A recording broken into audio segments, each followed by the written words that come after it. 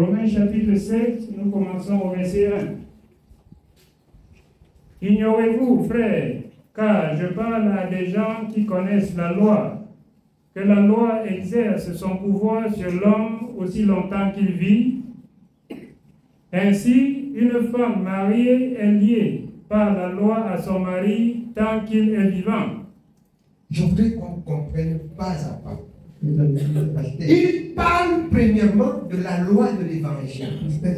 Elle exerce son pouvoir sur l'homme tant que l'homme vit. Quand l'homme meurt, il n'y a plus rien à faire, c'est le jugement. Je veux que nous comprenions bien ce matin. Or, la loi exerce son pouvoir sur l'homme si longtemps que l'homme vit. Et quand l'homme meurt, ce qu'il lui reste, c'est que Dieu ramènera, selon Ecclésiaste, ses œuvres en jugement. Ce ne serait plus, après la mort, ce ne serait plus la repentance. On ne vous trompe pas, avec des folklores que les gens meurent, on dépose le cadavre, on appelle les mendiants qui viennent prier pour remettre leurs âmes dans le royaume de Dieu. Alors, après la mort, il n'y a plus que le jugement. Il n'y a plus que le jugement. Ainsi, la loi exerce son pouvoir sur l'homme si longtemps qu'il vit, comme à la femme mariée et son mari. Oui, on continue. Nous continuons au verset 2. Ainsi, une femme mariée est liée par la loi à son mari tant qu'il est vivant. Mais si le mari meurt, elle est dégagée de la loi qui la liait à son mari. Si donc, du vivant de son mari, elle devient la femme d'un autre homme, elle sera appelée adultère. Si du vivant de son mari, elle devient la femme d'un autre, son nom c'est adultère. C'est pourquoi le mariage n'est pas quelque chose à prendre à la légère. Parce que le mariage, c'est un début de la vie éternelle. Le mariage n'est pas quelque chose qu'on doit aller et consulter les hommes. On doit plutôt consulter Dieu. On doit plutôt regarder les paramètres dans ce que Dieu a dit. Parce que ça peut devenir de quelque part pour toi quand tu vis déjà, quand tu es déjà à l'intérieur. Tu comprends que tu es déjà la femme de quelqu'un et c'est pour toute la vie. Vous voyez, le monde a copié dans la parole. Quand vous allez devant, bien qu'ils sont faux, quand vous allez devant le maire, il dit, vous dites, pour le pire et quoi? Pour le meilleur et pour le pire. C'est une parole que je n'aime pas entendre. Parce que vous prophétisez le pire, que le pire vient. Je dis pour le meilleur. Parce qu'en fait, c'est la parole de Dieu qui est meilleure. S'il y a quelque chose qui n'a pas marché, c'est que c'est mon péché ou c'est ton péché. Et moi, je n'accepte pas le péché jusqu'à ce qu'on refait selon Dieu. En conclusion, il n'y a pas le pire. Le pire, c'est ton péché. Il n'y a pas le pire dans le mariage. Il n'y a pas le pire. C'est le péché de l'homme qui malmène l'homme. Il dit là que pour le meilleur et pour le pire. Et ils sont une autre loi qui peut vous accorder le divorce. Ne trouvez-vous pas qu'ils sont injustes? Il y a des procédures de loi encore pour le divorce. Alors que vous avez dit là devant que c'est pour le meilleur et pour le pire. N'êtes-vous pas dans la confusion? C'est pour cette raison que le mariage n'est pas quelque chose à prendre à la légère. À prendre à la légère. Lorsque vous parlez de Dieu à certaines personnes, ils écoutent, c'est bien. Ils posent des questions sur le mariage. Il dit que si quelqu'un rentre dans la maison des gens, c'est la corde qu'il a mis dans son pot. Il va dans le monde. Et il se trouve un homme ou une femme dans le monde. Et il vient dans la maison de Dieu maintenant pour dire voici ça. Et vous n'avez même pas fait encore, même pas un an, même pas 2 ans, même pas 5 ans de mariage. On commence à dire, hey, s'il y avait écouté Dieu, si le jour là on avait parlé, j'avais compris. Mon ami, ce que tu vas souffrir là, c'est le prix de la parole que tu as écoutée et tu as fait ta volonté là. C'est le prix là que tu vas payer. C'est le prix là que tu vas payer. Même si ça coûte toute ta vie, tu vas payer. Quand tu vas te séparer, tu ne te maries plus, tu ne cherches plus une autre femme. Oui. Vous comprenez que jusqu'à ce qui, de tout le temps de sa vie, vous êtes liés. Même si vous vous séparez de corps là, vous êtes liés devant Dieu. Si bien que vous allez quelque part là, on vous appelle adultère. Et aucun adultère n'héritera le royaume des cieux. Pas pour ceux qui prennent le mariage comme ça. On prend à la légère. C'est quelque chose de très précieux qu'on doit le faire à la lumière de la parole. À la lumière de la parole. Amen. On continue. Mais si le mari meurt, elle est affranchie de la loi de sorte qu'elle n'est point adultère en devenant la femme d'un autre. Pourquoi Dieu parle seulement que le mari meurt? La femme ne meurt pas aussi.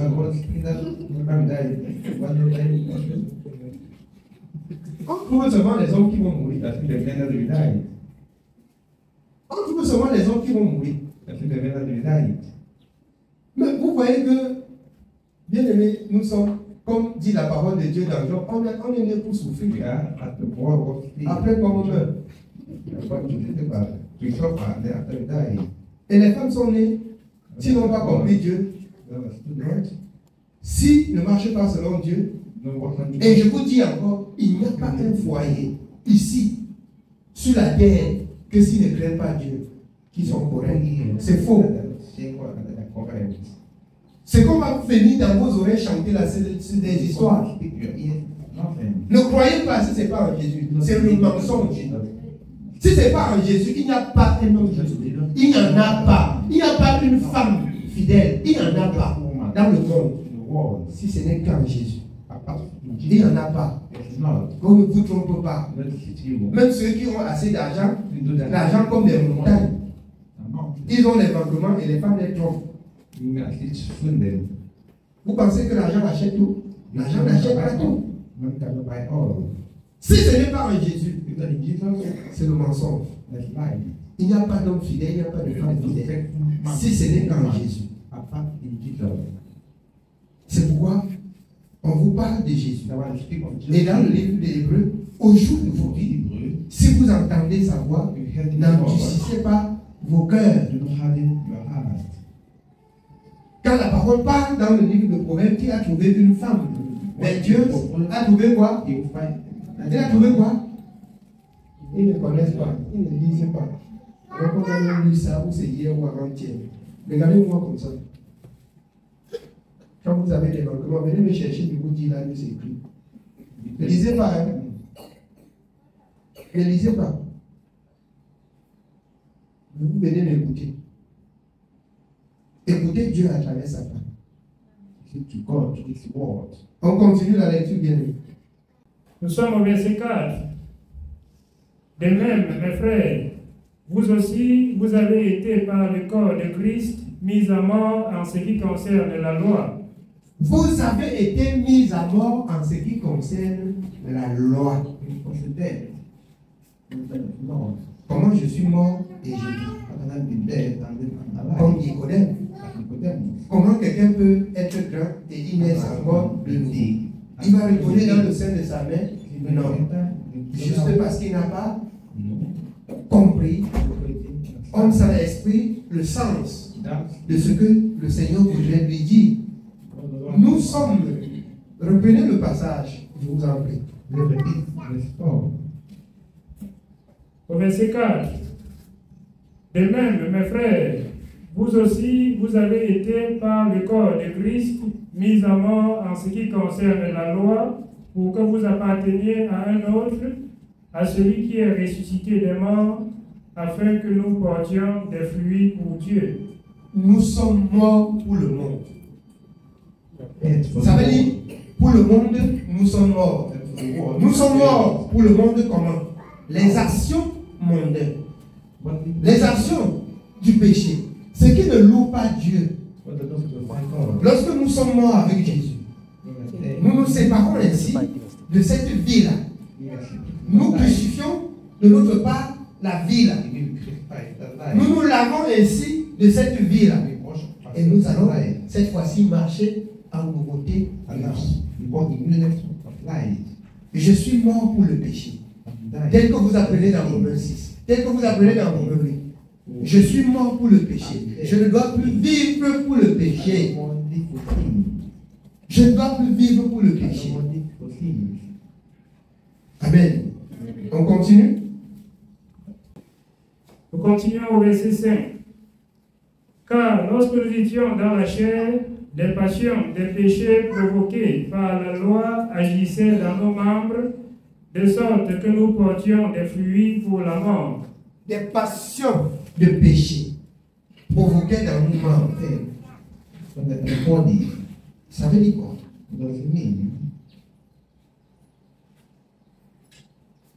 Il y a les choses là-dedans. On voit que c'est très bien. On voit que qui peut me donner. Mais ça ne loue pas Dieu. Le cœur veut. Tout la tête, tout le corps veut. Mais Dieu dit non. Et ça nous attire toujours. Souvenez-vous de la mort du Seigneur à la croix. Pour ces choses-là. Et ce sont ces choses-là qui nous malmènent, qui nous conduisent à la souffrance. Jésus, une fois, a dit dans Colossiens 2, il a dit, en triomphant d'elle, par la croix, à Golgotha, donc nous ne devions plus vivre pour ces choses-là. Nous aussi, comme Jésus à la croix, nous aussi, nous sommes morts pour ces choses-là. Et nous n'allons plus vivre pour ces choses-là. C'est pourquoi dans Psaume 101, le roi David, je hais la voie du péché. Je hais la voie du péché.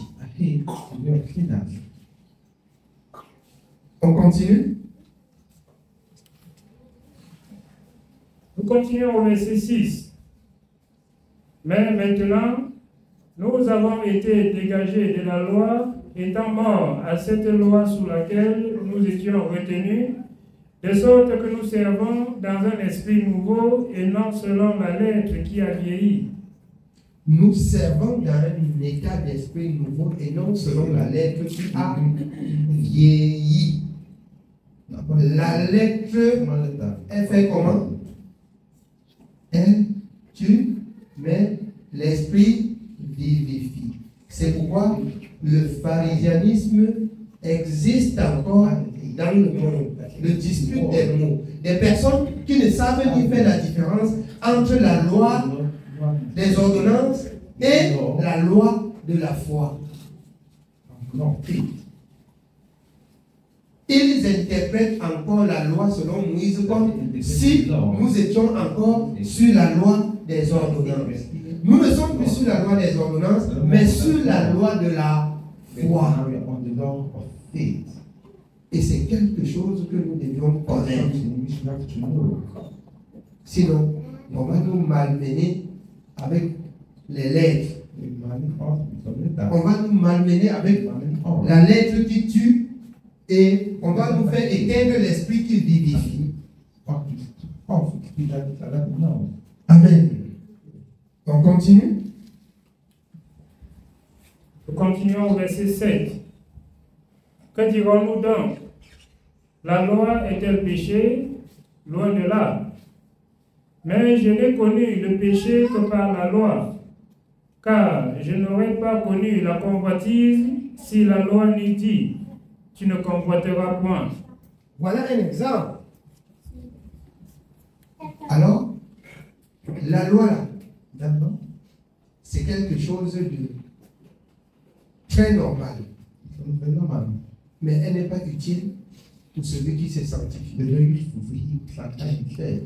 Mais elle exerce son pouvoir sur celui qui pêche. Or, le péché est la transgression de la loi. Alors, j'ai souvent pris l'exemple en disant que le monde tout entier a un livre du code pénal donc, dans lequel les lois de la nation sont écrites.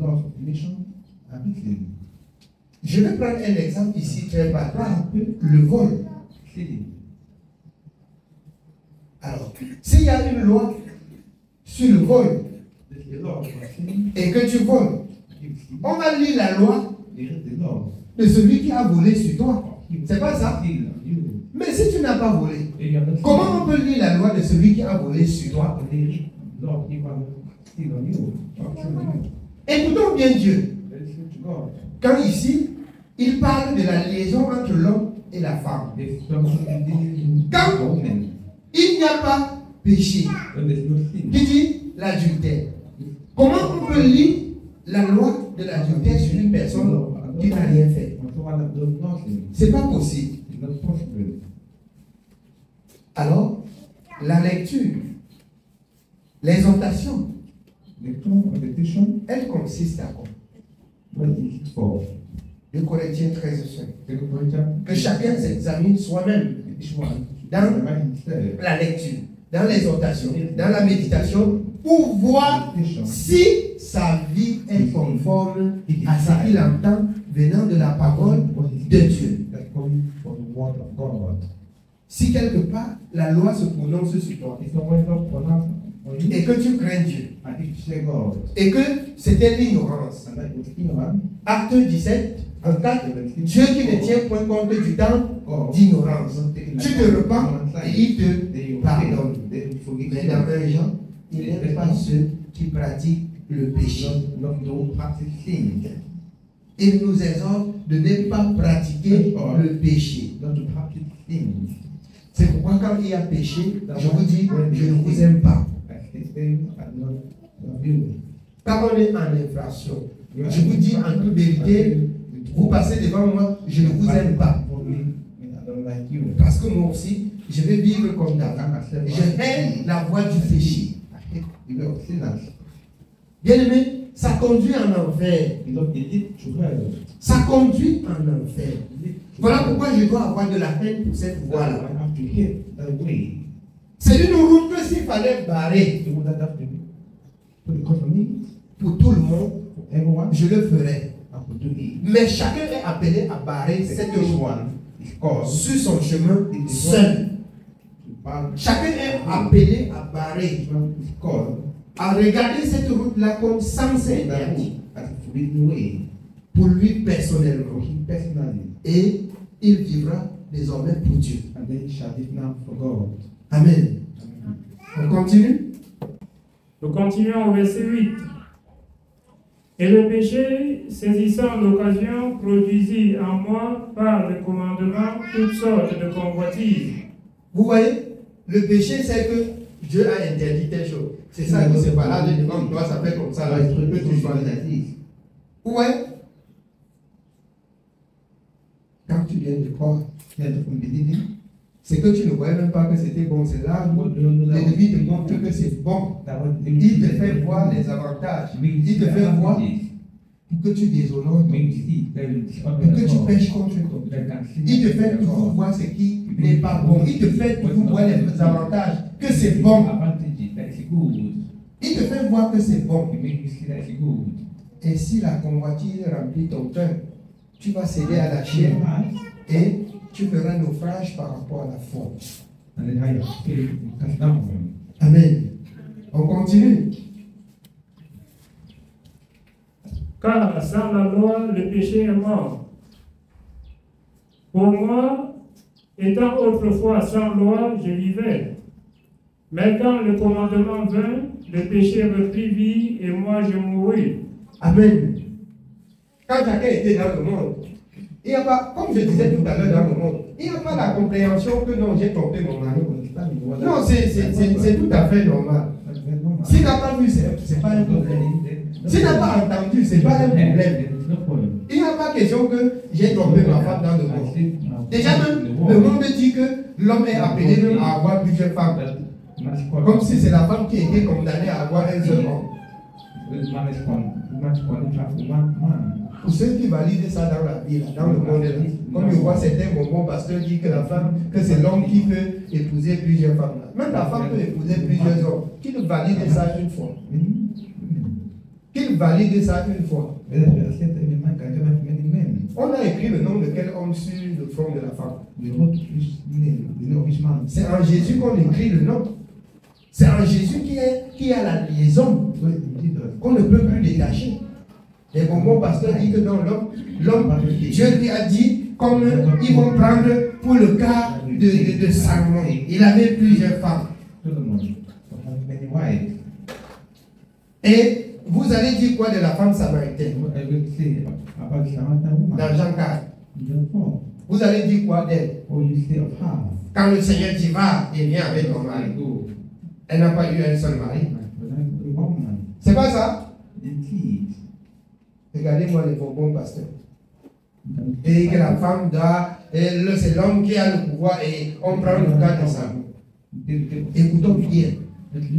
Alors, Dieu a tant aimé le monde qu'il a envoyé son Fils unique, Jésus-Christ. Et qui a donné tous les pouvoirs à Jésus. Donc Jésus est venu aussi, il se fait des disciples. Donc il a donné le nom des apôtres.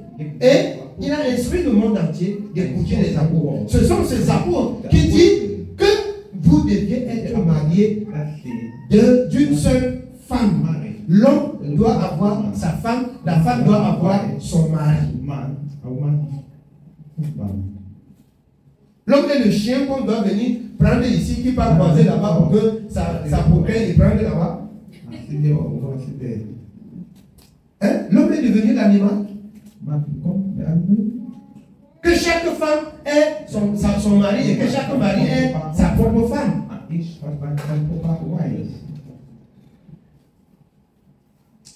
Amen.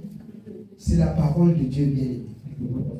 Les gens veulent soutenir leur position de polygamie et qui portent même la parole de Dieu que l'apôtre fait mention qu'un serviteur ne peut pas avoir de femme.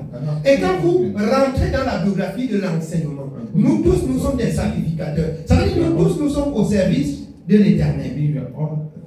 Comme la femme samaritaine dont je vous faisais mention, qu'elle est allée dans la ville. Elle fut la première évangéliste. Elle a dit, venez voir un homme qui a dit tout ce que j'ai fait. Ne serait-ce point le Christ? Venez le voir. Elle a prêché ou elle n'a pas prêché? On ne parle pas de l'enseignement à l'assemblée, parce qu'à l'assemblée, selon 1 Corinthiens 11, que la femme se taise. Il n'y a pas de femme pasteur. Il n'y a pas de femme pasteur. C'est interdit. Elle peut évangéliser au dehors. Comme cette femme samaritaine, donc le Seigneur n'a pas condamné. La femme peut aller au dehors, dire, venez entendre ce que j'ai entendu. Un Dieu qui m'a libéré des chaînes, qui m'a sauvé de la condamnation. Venez entendre l'homme de Dieu parler. Comme cette femme samaritaine. Et c'est juste. On vous fait savoir que l'homme doit avoir plusieurs femmes. Que les femmes qui sont là-bas et qui s'écoutent, il faut qu'ils aient aussi plusieurs maris. Amen. Et ils vont vivre dans leur débauche et rendre compte de Dieu pour leur débauche. Amen. Oui, bien aimé, on continue.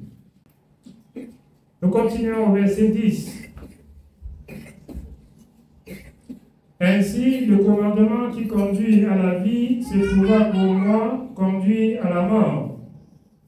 Car le péché, saisissant l'occasion, me séduisit par le commandement et par lui me fit mourir. La loi donc est sainte et le commandement est saint, juste et bon. Ce qui est bon a-t-il donc été pour moi une cause de mort? Loin de là. Mais c'est le péché afin qu'il se manifestât comme péché en me donnant la mort par ce qui est bon, et que, par le commandement, il devint condamnable au plus haut point. Nous savons en effet que la loi est spirituelle, mais moi, je suis charnel, vendu au péché. Car je ne sais pas ce que je fais, je ne fais point ce que je veux, mais je fais ce que je hais. Or, si je fais ce que je ne veux pas, je reconnais par là que la loi est bonne. Et maintenant, ce n'est plus moi qui le fais, mais c'est le péché qui habite en moi. Si tu as confessé et que tu ne te convertis pas, et que tu ne te sépares pas, tu vas te retrouver en train de faire ce que tu ne veux pas. Tu vas te retrouver en train de faire ce que tu n'aimes pas. Et après, tu vas dire, qu'est-ce qui ne marche même pas? Dieu dit, c'est le péché qui habite en toi. Il a bâti sa maison en toi. Et c'est lui qui circule dans tes veines. Et nous vous présentons cette exhortation pour vous donner d'avoir de la violence pour lutter contre le péché. Parce que de cela dépend de vous. Quand le Seigneur parle par Pierre que c'est un engagement d'une bonne conscience. Quand on dit qu'on quitte ici pour courir jusqu'à Yassa, chacun sent sur lui. C'est pas ça? Chacun sent sur lui. Et chacun doit courir selon la vitesse qu'il sait qu'il peut exploiter jusqu'à arriver à Yassa. C'est pas ça? Le péché là, quand ça vient là, bien aimé, tu dois savoir que tu n'as plus de lien avec lui. Ce n'est pas le fait de s'embrouiller, parce que si tu t'embrouilles, tu vas le garder même dans tes poches sans savoir. Tu vas doucement, tu sais que, et tu lui dis que je n'ai plus de lien avec toi. Là, je dis ici, dans vos paroles, dans vos pensées et dans vos actions, vous deviez réfléchir bien avant d'agir. Quand vous prenez le temps de réfléchir, quand le péché va se présenter dans votre réflexion, vous allez l'écarter et le mettre de côté. Il y a un adage dans le monde qui dit qui va lentement, va sûrement. Quand je prends l'exemple de la course qui est ici pour Yassa, il y a une autre personne qui va quitter là. Il va détaler ici là. Avant qu'on ne sonne à la barrière, il aurait traversé la route qui est ici. Mais il ne peut pas monter jusqu'au bout. Il y a une autre personne, quand tout le monde va partir, il va s'arranger et il sort là. Il traverse tout le monde, il continue. Parce qu'il part en réservant le souffle. Il peut aller jusqu'en route et jusqu'au Kayassa.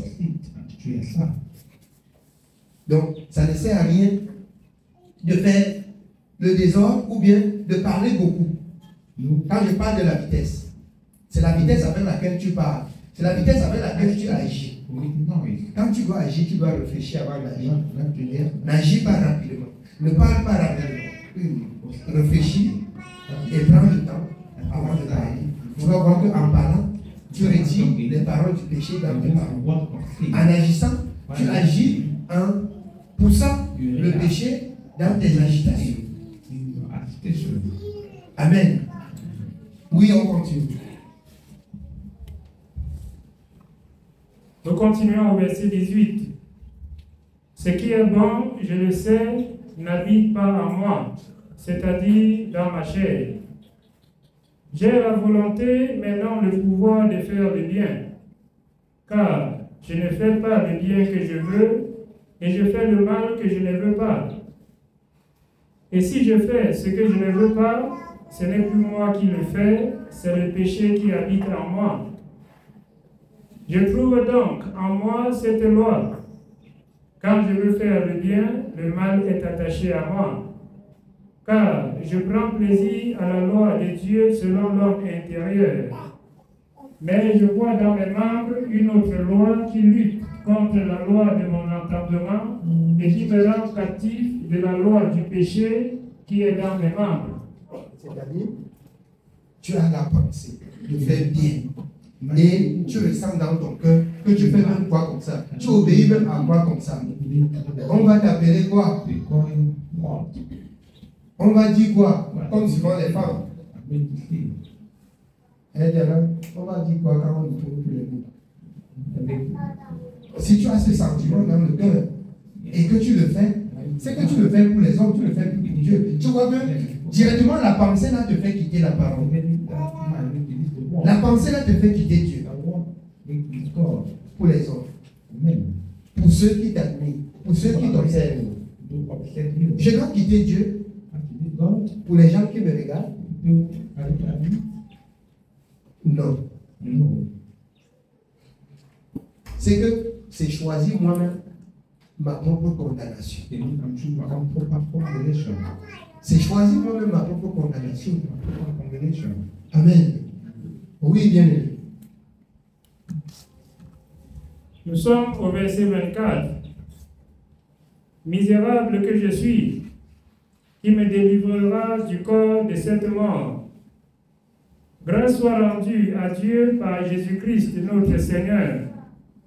Ainsi donc, moi-même, je suis par l'entendement esclave de la loi de Dieu, et je suis par la chair esclave de la loi du péché.